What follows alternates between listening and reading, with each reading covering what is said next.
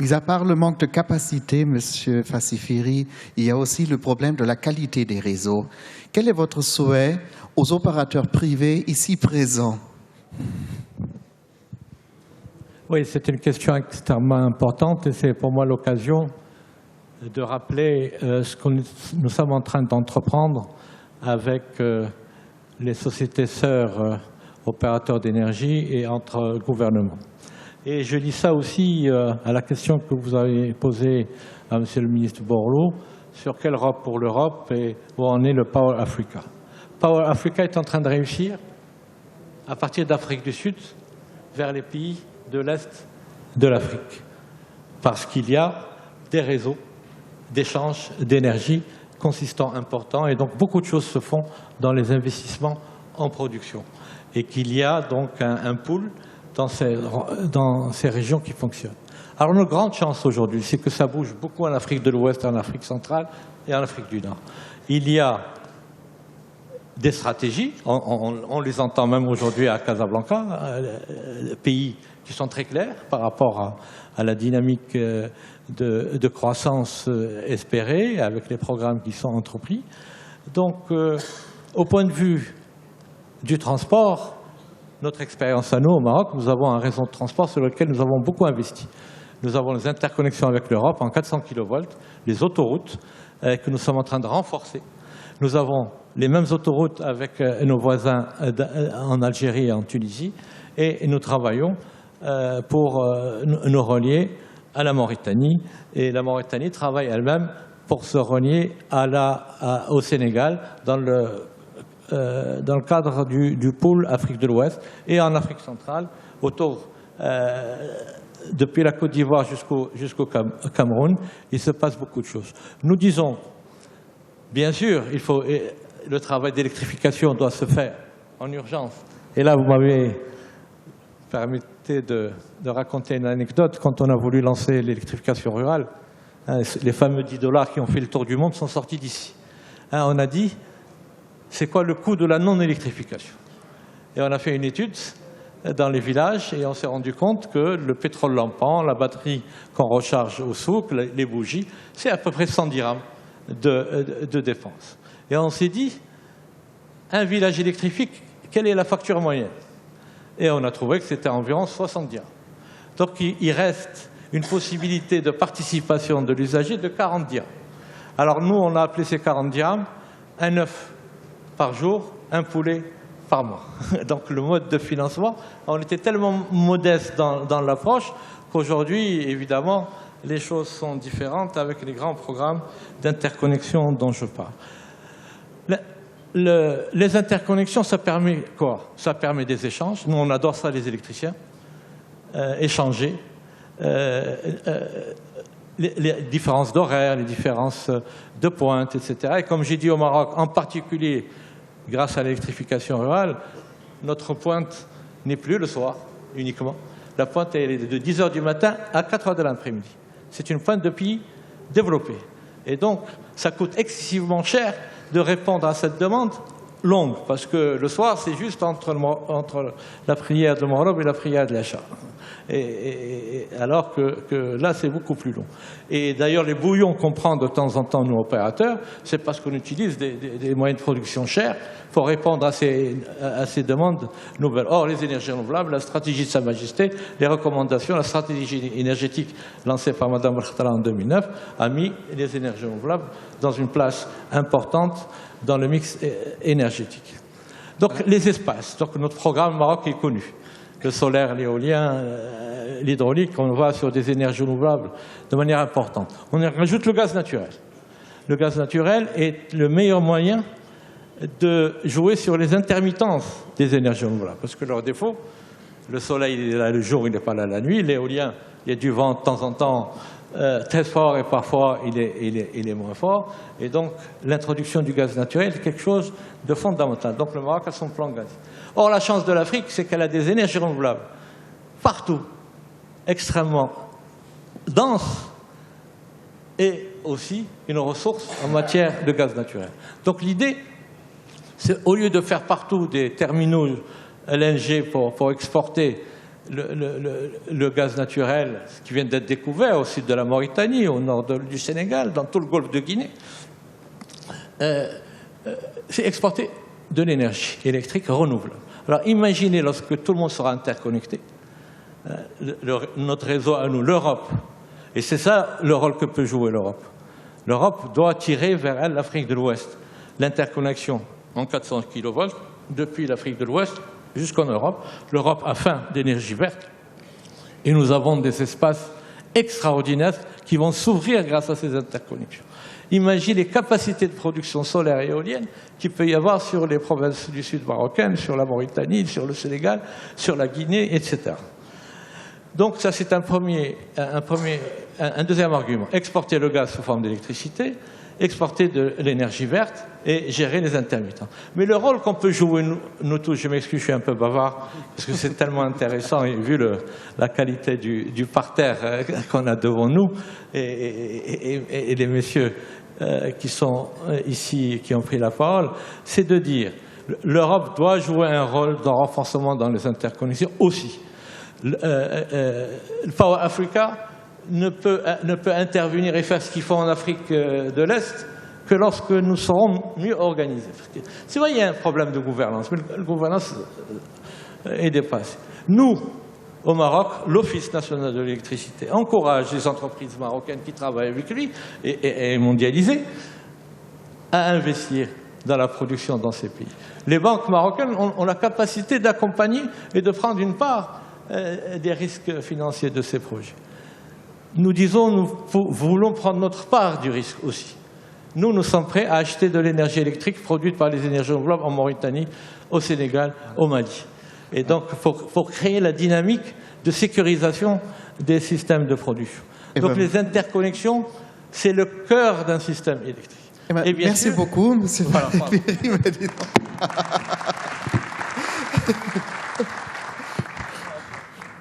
Monsieur Nakouche, en tant que directeur général d'une entreprise privée, maintenant je suis sûr que vous travaillez étroitement ensemble avec l'ONEE.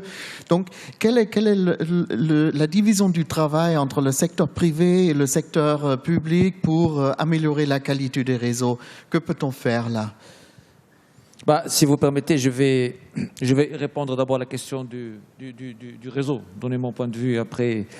En fait, je pense que c'est un grand homme d'État africain qui a dit « La démocratie, c'est une personne, une voix, électricité pour tous ». Et si vous voulez, il y a Lénine avait dit « Le socialisme, c'est les soviets plus l'électricité ». Voilà, absolument. D'accord. Donc, voilà. Donc, on se retrouve. Et en fait, moi, personnellement, je pense qu'il y a 3 convictions qu'on doit se partager. La première, c'est que je rejoins mon ami Ali Fassiferi pour dire que l'Afrique a besoin d'électricité pour se développer. Pas uniquement pour s'éclairer, mais pour se développer. Et pour se développer, elle a besoin de force motrice. D'où notre conviction, c'est que l'Afrique ne peut pas faire le bénéfice, ou les pays africains ne peuvent pas faire le bénéfice de développer un réseau électrique national.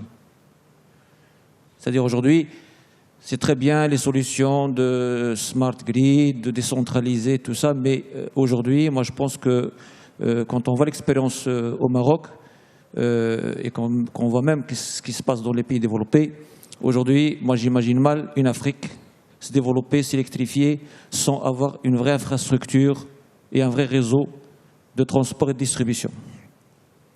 Ma troisième conviction, c'est que l'expérience marocaine est duplicable en Afrique.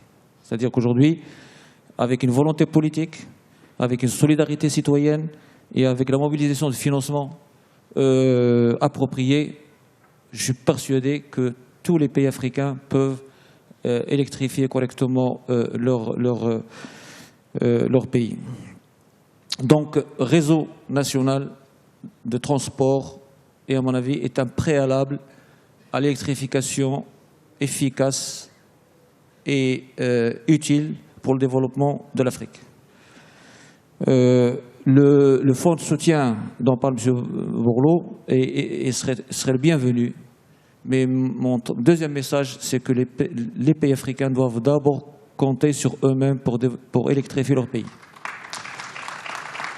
Donc, au fait, il faut savoir qu'aujourd'hui, pour la production d'électricité, et c'est ce que nous faisons en tant que privé, aujourd'hui, la production d'électricité peut trouver, dans le cadre de partenariats publics-privés, peut trouver des financements commerciaux à partir du moment où les projets sont bien faits, à partir du moment où le cadre institutionnel, comme a dit mon ami Bruno, est clair. Aujourd'hui, le privé peut remplir cette mission. Par contre, le développement de réseaux nationaux, ça ne peut être qu'un investissement public. Donc, si l'Europe et l'Amérique veulent aider l'Afrique à s'électrifier, à mon avis, ils doivent mobiliser des fonds pour financer le développement de réseaux électriques. Merci. Monsieur Ba, d'un côté, nous l'avons entendu, l'électricité, c'est une condition pour assurer la croissance en Afrique. Mais on peut s'imaginer aussi que l'électricité est un créateur de croissance en Afrique. Ça va créer des emplois, des débouchés pour des artisans, pour le monde rural. Donc, quelle est votre attitude là-dessus? Quel est votre avis? Je vous remercie. Je pense, avant peut-être de répondre à la question, tout juste renforcer cette question concernant tout ce qui concerne les power pools. C'est fondamental pour l'Afrique et ça, c'est un des grands principes si on veut assurer des solutions à long terme pour le problème d'électricité en Afrique. Et je pense qu'on en parle beaucoup. Dans certaines parties de l'Afrique, on a fait des progrès, mais il faudra accélérer la cadence. Parce que le problème, c'est l'exécution, l'exécution. En Afrique, on parle beaucoup, on voit bien les problèmes, on définit les stratégies, mais quand on arrive à l'exécution, c'est là où on a des problèmes. Et c'est pourquoi il est fondamental qu'on puisse être des gens qui savent exécuter, pas uniquement parler. Nous parlons bien. Et ça, c'est fondamental. On en parle, il faut qu'on avance. Maintenant, quand on parle en termes d'impact, tout le monde le sait. Actuellement, ce qu'on sait, c'est que l'Afrique est un continent de miracles. Parce que quand on a un taux d'électrification de l'ordre de 30%, et qu'on fait des taux de croissance de 5, 6, voire 10%, imaginez un seul instant. Si on arrivait chaque année à sortir de l'obscurité 5% des 600 millions d'Africains, le gain en termes de croissance, le gain en termes de productivité, c'est inimaginable. Et je pense qu'il ne faut pas aller loin. Je pense que les 2 DG marocains sont bien placés pour parler un peu de l'expérience marocaine en matière d'électrification rurale et l'impact que ça a eu. Et très souvent, on voit en Afrique, on fait d'énormes programmes de santé où on construit beaucoup de dispensaires. Mais un dispensaire où il n'y a pas d'électricité, à quoi ça va servir? Ça sert, oui, mais on ne peut pas améliorer, en fait, assurer une exploitation pleine. Imaginez construire des écoles où les enfants vont aller à l'école, mais le soir, ils n'ont pas de moyens pour pouvoir faire leurs devoirs. Imaginez le problème agricole, parce qu'un des grands problèmes en Afrique au niveau de l'agriculture, ce n'est pas la production. C'est ce qu'on appelle les pertes post-récolte, où on peut perdre jusqu'à 50% de la production. Pour illustrer cela, regardez tout juste les productions des mangues, les productions des légumes, des fruits, où on peut perdre jusqu'à 50% à cause du manque d'électricité. À mon avis, aujourd'hui, le consensus, il est fait. S'il y a un seul objectif à retenir en matière de développement de l'Afrique, au lieu d'aligner 3, 4, 5, si on demandait, on faisait un référendum à toutes les populations africaines, quelle est la priorité numéro 1, je suis pratiquement convaincu qu'on arriverait à une écrasante majorité, à un vote positif pour l'électricité. Et ça, Tout le monde l'a compris. Et c'est pourquoi aujourd'hui, de plus en plus, une institution comme la Banque africaine de développement, sa première priorité stratégique, c'est électrifier l'Afrique. Et même nourrir l'Afrique vient en deuxième position. Parce que si on électrifie, on pourra nourrir l'Afrique, on pourra électrifier l'Afrique, on pourra soigner les malades, on pourra intégrer l'Afrique. Et ce sont les 5 priorités stratégiques de la Banque africaine de développement qui sont toutes articulées. Je vous remercie.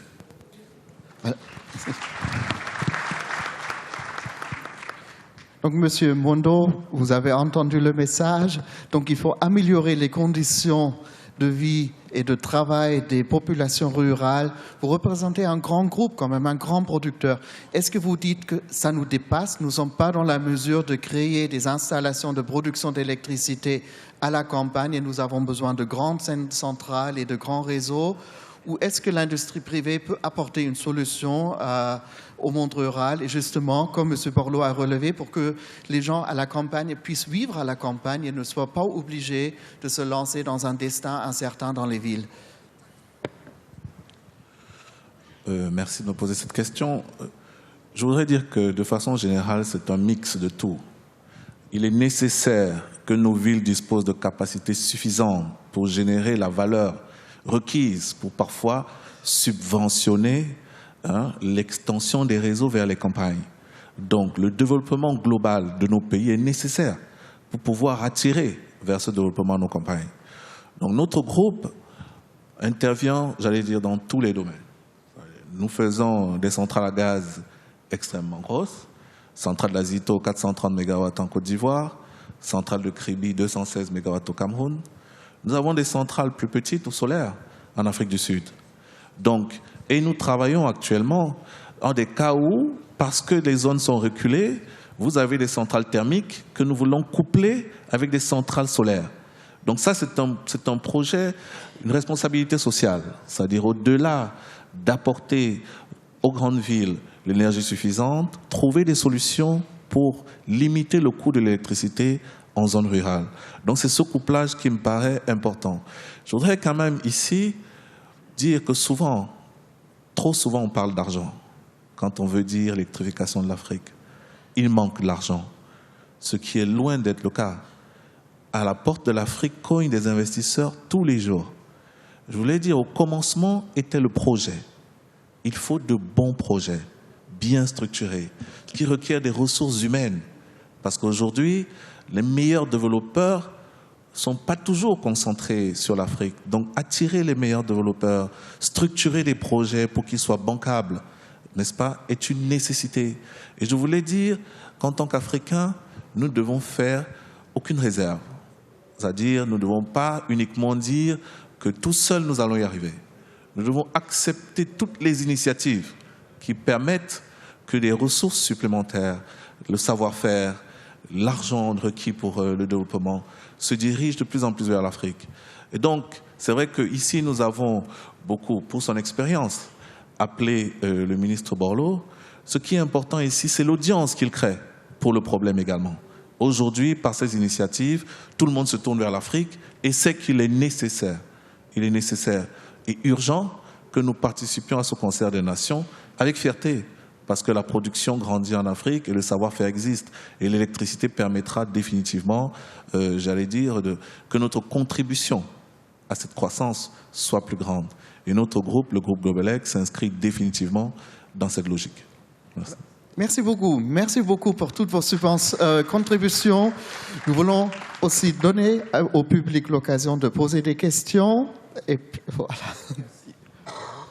Merci, mon cher Christian. Je voudrais d'abord vous dire que nous avons eu un panel de très haut niveau et qui permet de voler très haut, mais de toucher des problèmes avec le doigt en même temps. Donc vous nous avez transporté très haut et ramené très bas. Et on a fait le yo-yo pendant 1h15 pour essayer de suivre. Et on a eu beaucoup de questions. Et on s'est rendu compte que, à travers les différentes questions, les préoccupations des participants au Forum international de ce jour Afrique Développement, eh bien, ont des préoccupations autant stratégiques que très terre à terre. Je voudrais commencer par partager avec vous les sujets et les questions que nous avons. Alors, il y a certaines questions sont directes, d'autres sont évidemment un peu plus générales et donc je laisserai aux intervenants le soin de voir qui peut y répondre. Question directe, par exemple, à M. Narouche, pour commencer. On dit que le prix des énergies renouvelables est stable dans le temps. Quel est l'impact du changement climatique sur la production dans ce cas? S'il y a un changement climatique, c'est que le prix ne peut pas être stable. Il y a peut-être une règle industrielle qu'on n'a pas comprise. Comment ça fonctionne? Alors, quand je dis que le prix est stable, il est stable pour le client. Le risque est pour l'investisseur. N'est-ce pas? C'est qu'en fait, aujourd'hui, en tout cas au moins Qu'est-ce que ça veut dire, M. Narouche? Si le prix est stable pour le client malgré le changement climatique, le risque est pour l'investisseur, ça veut dire que vos marges sont très grasses aujourd'hui, vous pouvez encore les baisser pour aller plus loin? Non, c'est pas ce que je voulais dire. Non, c'est pas ce que je voulais dire. Ce que je veux dire, c'est qu'aujourd'hui, je pense que les études faites pour déterminer le potentiel renouvelable d'un site sont suffisamment fiables sur une durée de 20 à 30 ans. Mais il peut y avoir des fluctuations dues au changement climatique.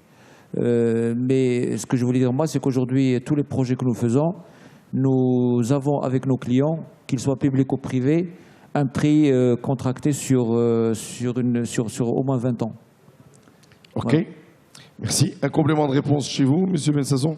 Oui, éventuellement, pour dire qu'au plan technique, on peut estimer que l'éolien, le solaire et la géothermie, qui sont 3 énergies renouvelables, ont peu de raisons d'être affectées par le changement climatique. Il faut être toujours prudent en la matière, surtout à très long terme. En revanche, dans une partie des pays d'Afrique, il y a de vrais enjeux autour de l'hydroélectricité et autour de la biomasse, qui sont 2 énergies renouvelables qui sont, oui, susceptibles d'être affectées par le changement climatique. Je reviens récemment du Ghana. Le Ghana a des vrais sujets autour de son hydroélectricité dont on ne peut pas affirmer qu'ils soient liés au changement climatique, mais on ne peut pas non plus affirmer le contraire. Alors justement, j'ai un tweet qui pose cette problématique. On dit, quand on parle de ces sujets d'électricité, on oublie souvent le biogaz et la méthanisation. Absolument. La biomasse, c'est aussi une énergie renouvelable et c'est une énergie qu'on peut produire sans, je dirais, affecter la production agricole. C'est d'ailleurs parmi les énergies renouvelables, pas nécessairement la moins chère aujourd'hui, il faut le reconnaître, mais une des plus intensives en emploi. Pour revenir sur une question précédente, le développement de l'énergie, ça peut permettre un développement de l'emploi direct, parce que oui, il y a besoin de gens pour développer, pour exploiter les centrales, surtout quand il s'agit de biomasse. Mais la vraie richesse de l'énergie, c'est les emplois indirects qu'elle permet de créer dans l'industrie, dans l'agriculture, dans les services. J'ai encore un sujet un peu pragmatique. Un tweet qui dit « Des entreprises comme Tesla Motors révolutionnent la production d'électricité domestique. Comment ces innovations seront intégrées à l'électrification de l'Afrique ?» Parce qu'il y a des innovations ailleurs et évidemment, est-ce qu'il y a des choses qu'on peut faire ou qu'on peut, sans réinventer la roue? C'est Ali. Oui. Nous avons choisi, dans l'optique de la vision royale sur le développement des énergies renouvelables, de ne pas être conservateur et d'être sur les évolutions en prenant des risques, même technologiques. La centrale de Ouarzazate, qui est un exemple pertinent, a prévu un stockage solaire dans les sels. Donc cette première centrale qui est en exploitation et qui nous donne aujourd'hui une grosse capacité sur le réseau, nous avons la chance d'avoir un opérateur qui stocke pour 3 heures. Les 2 nouvelles tranches qui sont en développement actuel, qui se réalisent, on passe à 8 heures. Il n'y a pas de centrale dans le monde qui a une capacité à ce niveau-là. Dans le domaine du photovoltaïque, la même chose. Il y a eu des évolutions sur le tracking, sur le suivi, sur la qualité des cristaux. Aujourd'hui, il y a des évolutions encore très pertinentes sur la concentration, sur la nature même du suivi et de l'optimisation du solaire. Dans le domaine de l'hydraulique, il n'y a pas de révolution, mais là aussi, il y a une baisse des coûts assez importante. Mais comme ça a été dit, c'est la gestion du risque hydraulique, de la ressource en eau, qui pose le plus de problèmes. Ensuite, il y a les nouvelles technologies en matière de refroidissement. Éviter d'avoir à utiliser de l'eau. Avoir Zazat, ce serait dommage d'aller prendre de l'eau du barrage et d'aller sur des technologies nouvelles en matière de refroidissement. Et c'est des technologies qui avancent beaucoup. Et le pilotage de tout cela. Donc il y a énormément d'innovations. C'est les premières qui nous sont venues en tête. Et l'Afrique, effectivement, nous, on en profite, on fait des sauts technologiques, on ne passe pas par les solutions classiques. Merci beaucoup. J'ai deux questions pour lesquelles je voudrais faire réagir M. Bas et Jean-Louis Bourlot. Je voudrais, sur chacune de ces questions, vous entendre l'un et l'autre pour pouvoir apporter peut-être un complément au public. Et Christian, si vous pensez qu'il y a un autre intervenant qui peut apporter un complément, ça serait sympa. Alors, la première question dit, il y a 7 000 milliards de dollars US qui sont placés à taux négatif actuellement. Est-ce qu'on ne pourrait pas, concrètement, mobiliser de l'argent et qu'est-ce qu'il faudrait faire pour que ça serve à l'électrification de l'Afrique? Alassane Ba. Mais bon, une fois de plus de grâce, ce n'est pas un problème d'argent. Il y a au moins 3 trillions de dollars placés à des taux d'intérêt négatifs. Pourquoi cet argent ne s'investit pas en Afrique? Une vraie question. Le problème que nous avons, et je pense que ça a été effleuré ici, il faut qu'on travaille beaucoup. Sur la question de la gouvernance du secteur. C'est extrêmement important. Avoir des cadres d'investissement qui permettent d'attirer de l'argent. Ça, c'est un. Deuxièmement, développer des capacités, développer des compétences. C'est fondamental. L'Afrique ne fera pas de progrès sans avoir des compétences, sans avoir une administration publique compétente. Ça a été rappelé et n'oublions jamais, l'administration publique est le premier agent du développement. Et l'administration publique doit avoir de la compétence parce que l'administration publique est le régulateur, et le planificateur et le mobilisateur. S'il n'est pas là, on ne fera pas de progrès importants. Donc la capacité de l'administration.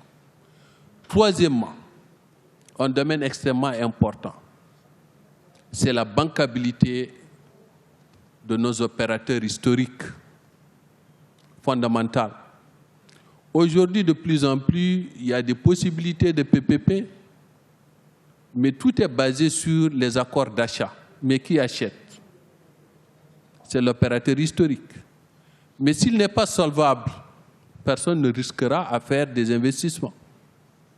Donc ça, c'est aussi notre responsabilité. Dans le même sens, j'ai une question qui va exactement dans le même sens et qui pose la problématique des PPP, comme vous l'avez présenté, mais aussi la problématique des privatisations face aux opérateurs historiques non solvables. La réalité, ce n'est pas une question idéologique, ce n'est pas une question une bonne privatisation, une mauvaise privatisation, un opérateur public, un opérateur privé. Ce n'est pas ça.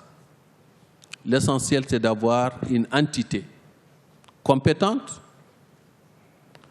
bien capitalisée et capable de conduire ses activités. En Afrique, qu'est-ce qu'on a? Aujourd'hui, quand on prend l'exemple des pays d'Afrique du Nord, que ce soit la Tunisie, que ce soit le Maroc, et même l'Afrique du Sud, Eskom, qui est la 6e compagnie d'électricité au monde, elle est publique. Oui, il y a quelques problèmes. Le problème, ce n'est pas public ou privé. L'essentiel, c'est d'avoir une entité compétente, suffisamment capitalisée et capable de conduire ses activités. Et ça, je pense, à mon avis, en tant qu'Africain, je ne me fais pas une religion là-dessus. Je suis aussi bien favorable pour une entité publique, une entité privée. Là, je ne vois pas tellement de discrimination. Mais le problème, c'est la gouvernance. Comment cela est gouverné? Si c'est public, il y a des exigences de transparence et de conduite de manière juste les activités. Voilà. Jean-Louis Bourlot, on vient à vous. Une réaction, Jean-Louis Bourlot, là-dessus? Très très franchement, je suis un peu embarrassé. Parce que j'ai l'impression qu'on fait une espèce d'introspection coupable quand on est africain sur le fait qu'un plan massif d'électrification nécessite des besoins exceptionnels. Mais je suis d'accord qu'au début, il y a le projet. Très bien.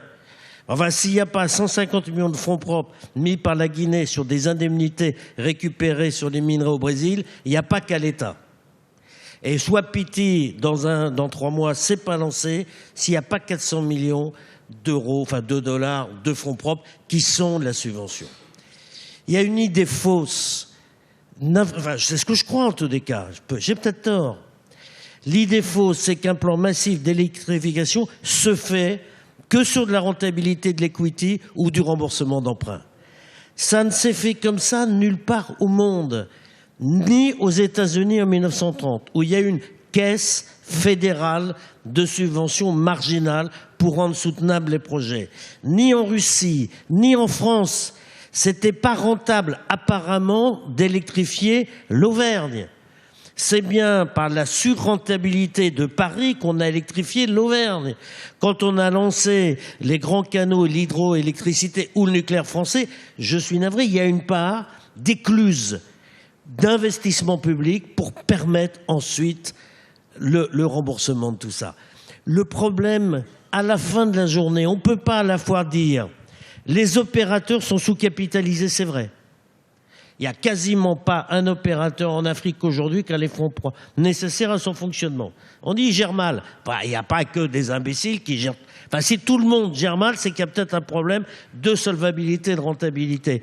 On ne peut pas dire il y a 35% de pertes sur les réseaux. On ne peut pas dire il y a pour 5 milliards d'investissements en grosses réparations et se sentir gêné de dire on a un besoin d'un coup de main massif de 4-5 par an pour attirer les talents. Je veux dire, si on veut de la capacity building, il y a des types formidables, des Africains brillantissimes partout dans le monde. Mais pour les amener sur des programmes massifs d'électrification, il faut qu'il y ait une ambition qui soit affichée, il faut que ça soit traçable, il faut qu'il y ait des élites et il faut donc qu'il y ait les moyens de liquidité mondiale à rembourser, mais aussi les fonds propres de solidarité internationale qui en fassent un grand projet. Ce que je pense, on ne discute pas de financement d'un projet facile, là. Il y a toutes les réponses techniques.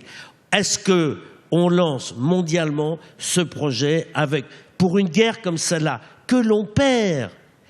Kilowatts, petite naissance, 10 millions d'Africains en plus tous les ans qui n'ont pas d'accès à l'énergie.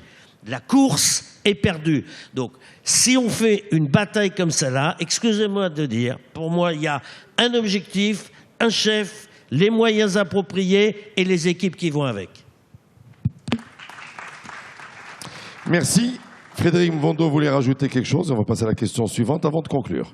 Oui, je pense que tout a été dit là. Je voulais juste quand même, sans vouloir excuser les sociétés nationales d'électricité, préciser que souvent elles sont dans un combat perdu d'avance.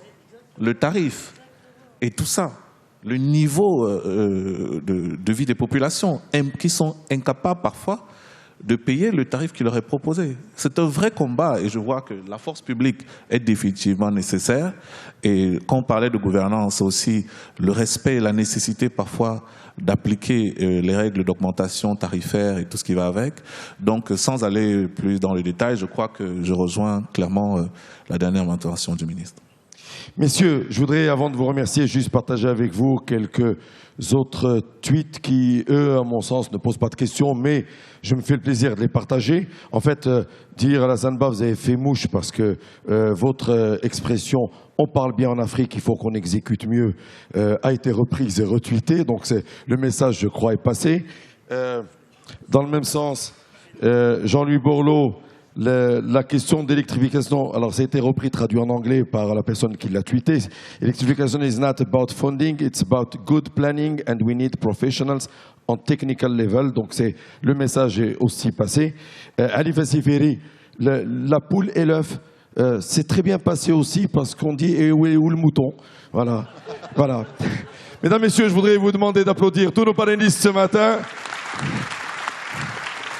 qui nous ont permis d'avoir un débat extrêmement important.